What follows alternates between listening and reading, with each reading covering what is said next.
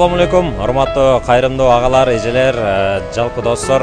Бүгүн буйрулса биздин Ош Элим Барсым кайрымдуулук фонддо каттоодо турган үй бүлөлөргө азык-түлүк пакеттерин таркатуу иш-чарасында турабыз. Мына ошол азыктарды таркатууда бизге бүгүнкү күнүбүзгө демөөрчүлүк көрсөткөн жалпы Заманбап Жебери компаниясы жана анын жетекчиси Манас агабызга терең ыраазычылык билдиребиз.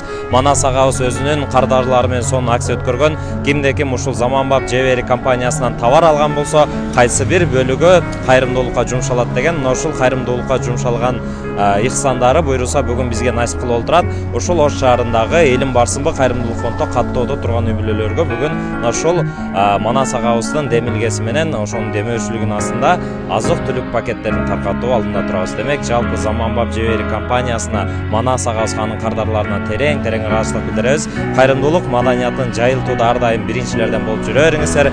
Күнүңүздөрдү кайрымдуулук менен баштаңыздар. Алла ыраазы болсун. Баарыңыздар ишиңиздерге ийгиликтер болсун.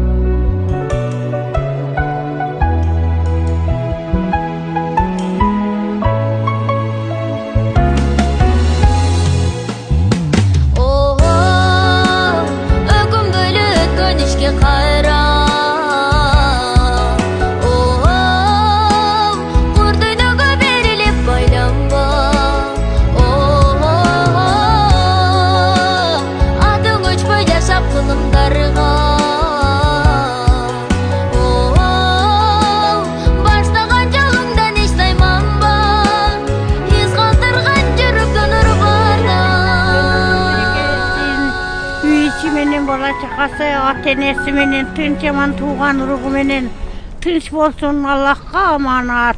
Kattı rahmatın şu balı için